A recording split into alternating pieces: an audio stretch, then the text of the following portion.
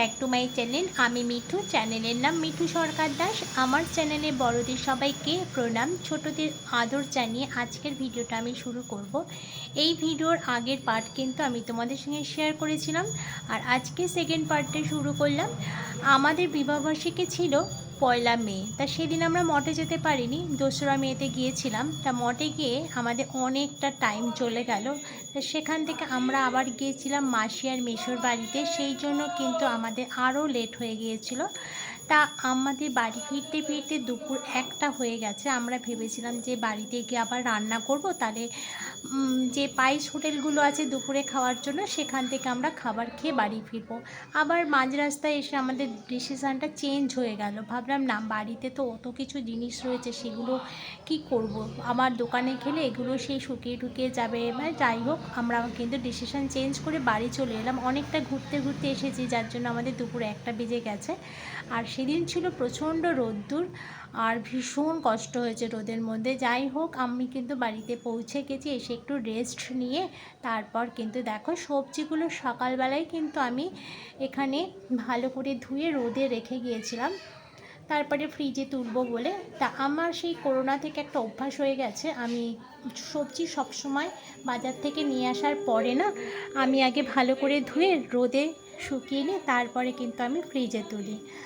এই যে কলমি শাকটা আমি 2 দিন আগে কিনেছিলাম, জানো তো, রান্না করা হয়নি। ও অফিস গিয়েছিল বলে আমি একা একা শাক ভাজা করে খেতে মোটেই ভালো লাগে না। তা ভাবলাম আজকে করে ফেলি, খুব চটজলদি রান্না হয়ে যায়।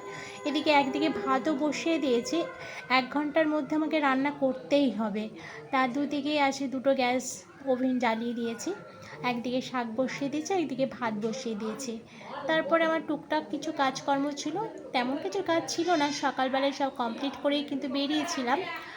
আর তার মধ্যে দেখো আমি একটু, যেই মাছটা খুব জলদি রান্না হয়, চটজলদি রান্না হয়ে যায়, সেরকমই কিন্তু আমি আজকে রান্না করব। তার জন্য আমি একটু টক দই, জিরের গুঁড়ো, ধনে গুঁড়ো, কাশ্মীরি লঙ্কার গুঁড়ো আর একটু হলুদ গুঁড়ো, সেটা দিয়ে একটা কিন্তু আমি পেস্ট আগে বানিয়ে রেডি করে নেব। তোমরা যারা যারা আমার ভিডিওটা দেখছো, যেখান থেকে দেখছো, দেশ বিদেশ, হ্যাঁ, যারা আমাকে এখনও কমেন্ট করোনি, একটা কমেন্ট করো আর একটা লাইক করো। আর যারা সাবস্ক্রাইব করোনি, সাবস্ক্রাইব করে, যদি ভিডিওটা ভালো লাগে তাহলে সাবস্ক্রাইব করে আমার পাশে থেকো। পেস্ট দেখো আমার তৈরি হয়ে গেছে। এবার আমি 2টো কাতলা মাছের পিস নিয়েছিলাম, দুজনে খাবো, দুটোই নিয়েছি। আজকাল বেশি তো রান্না করব না, রান্না করে রাখলে সেই তো বাসি বাসি জিনিস খেতে হয়। আমি ওই জন্য না সবসময় কী বলো তো, অল্প করে রান্না করি যাতে সেটা শেষ হয়ে যায় একদিনেই। আর ওদিকে মাছ ভাজা হচ্ছে, আর ওদিকে ভাত হচ্ছে, আর এদিকে তোমাদের সঙ্গে অনেক কথাই বকবক করছিলাম, তাই সেটা আর শোনাতে পারলাম না, আমি ভয়েস রেকর্ড দিচ্ছি। আর এদিকে কিন্তু তোমাদের দাদা ভাই ঘরে এসেই যেন কাজে বসে গেছে। ও কোথাও গেলে এসে আগে ওর কাজ নিয়ে বসে পড়ে। তবে আজও কিছু বলবে না, যদি অন্য দিন হতো, আজ যেহেতু বাইরে বেরিয়েছিলাম সেই জন্য কিছু বলবে না দেরি হলে। আর অন্য দিন বাড়িতে বসে বসে যদি রান্না করতে দেরি হয়ে যায়, ওরে বাবা, সে তো কত বকুনি দেবে আমাকে। সেটা আমার জন্যই আমি বকুনি খাই, ও ভালোর জন্য বলে যে আগে রান্নাবান্না করে রেডি হয়ে তার বসে থাকো। যাই হোক, আমি তো একটু ল্যাদ খাওয়া মানুষ, ল্যাদ খেতে খুব ভালোবাসি। আর দেখো, তোমাদের সাথে কথা বলতে বলতে এদিকে ভাত কিন্তু আমার ফুটে গেছে। ভাত আমি এবার ফ্যান গেলে নেবো। আর ওদিকে মাছটাও আমার প্রায় হয়ে এসছে। তা এই মাছটার মধ্যে না একটু লাস্টে আমি একটু ধনে পাতা ছড়িয়ে দেবো, খুব টেস্টি হয়। ধনে পাতার গন্ধটা মানে আরও খুব ভালো লাগে। যতটা সুন্দর খেতে হবে তার থেকে আরও বেশি দ্বিগুণ বেড়ে যায় স্বাদটা। আমার মাছ রেডি হয়ে গেছে। এদিকে আমি সব কাজও কমপ্লিট করে ফেলেছি 1 ঘন্টার মধ্যে। আর জানো তো, অনেকটা বেলা হয়ে গেলে না, তখন কাজে কি করে কাজটাকে শেষ করব আমি ভেবে পাই না। মানে তখন মানে কি, এটা এটা ফেলছি, ওটা ফেলছি, মানে খুব মাথার ওপর চাপ পড়ে যায়। সেই জন্য মাথা ঠান্ডা রেখে আমি কাজগুলো করার চেষ্টা করি। তারপরে রান্না কমপ্লিট হয়ে যাওয়ার পরে দেখো, এই যে রান্নার জায়গাটা তো পরিষ্কার করতেই হবে। আর রান্নার জায়গায় যদি অপরিষ্কার থাকে, সত্যি আমার একদমই ভালো লাগে না। সেই জন্য আমি রান্না করতে করতে কতবার যে এখানে মোছামুছি ঝাড়াঝুড়ি করি, সেটা তোমরা সবাই করো এরকমই। আর একটু পরিষ্কার করে রাখলে মনও ভালো লাগে, দেখবে। আর যখন নিজের মন ভালো না লাগবে, তখন না আমি কি করি বলো তো, আমার যখন মন ভালো লাগে না, তখন কিন্তু আমি নিজে একটু বসে বসে ঘরে সাজুগুজু করি। সাজুগুজু করলে আমার মন আবার ভালো হয়ে যায়। কি তোমাদেরও কি আমার মতনই হয় বলো তো? আর এদিকে দেখো আমার তো সব কমপ্লিট হয়ে গেছে। আর আমি কিন্তু স্যালাডের মধ্যে দেখো এখানে শসা, গাজর আর এখানে হচ্ছে আম, এটা হচ্ছে কাঁচা মিঠে আম, এগুলো আমি কেটে রেডি করে ঢাকা দিয়ে রেখে দিলাম। আর আমি মানে মঠ থেকে ফিরে এসে আমার মুখটা ক্লিন করা হয়নি, হাত পা ধুয়ে আমি চেঞ্জ করে আগে রান্না বসিয়ে নিয়েছিলাম, সেই জন্য এখন মুখটা ক্লিন করে নিয়ে তারপরে খেতে বসে গেলাম। এখন ঘড়িতে বাজে হচ্ছে এই 2:15, ঠিক টাইমে কিন্তু রান্নাটা করে ফেলেছি 1 ঘন্টার মধ্যে। তার মধ্যে তোমাদের তো আরও কিছু দেখায়নি, আলু ভাজা করেছি, উচ্ছে ভাজা করেছি, শাক ভাজা করেছি, অনেক কিছু করেছিলাম জানো তো, তা মাছ।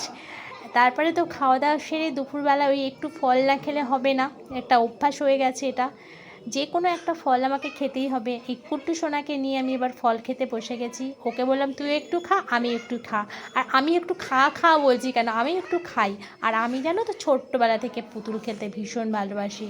আমি ছোটোবেলায় জানো পুতুলের বিয়ে দিয়েছিলাম, কত লোকজন নেমন্তন্ন করে খাইয়েছিলাম, সেই গল্প একদিন তোমাদের সঙ্গে শেয়ার করব। তারপরে 2 দিন আগে আমি মাসকাবারি করেছিলাম, সেগুলো দেখো আমার গোছানো হয়নি, এনে রেখে দিয়েছিলাম। তা সেগুলোই কিন্তু একটু মিলিয়ে দেখছি যে কোনো জিনিস বাদ পড়েছে কিনা, কখনো কখনো তো ভুল হতেই পারে, সেই জন্য একটু মিলিয়ে নিচ্ছি জিনিসগুলো ঠিকঠাক দিয়েছে কিনা।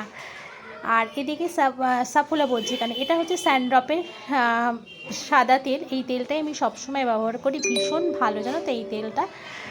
আর তোমাদের সঙ্গে একটু শেয়ার করে নিলাম। তারপর তো চলে এলাম বিকেলে চা টা খাওয়ার পর একটু বেরিয়েছিলাম সন্ধেবেলা। রাতের ডিনারের জন্য আমি করে নিয়েছি হচ্ছে ক্যাপসি পনির। আর এই ক্যাপসি পনিরটা তোমাদের সঙ্গে কিন্তু আগে শেয়ার করেছি, যারা দেখোনি তারা কিন্তু আমার চ্যানেলে গিয়ে দেখে নেবে, এখন কিন্তু পুরোটা শেয়ার করব না, যেহেতু শেয়ার করা হয়ে গেছে সেই জন্য আমি অল্প একটু তোমাদের সঙ্গে শেয়ার করব।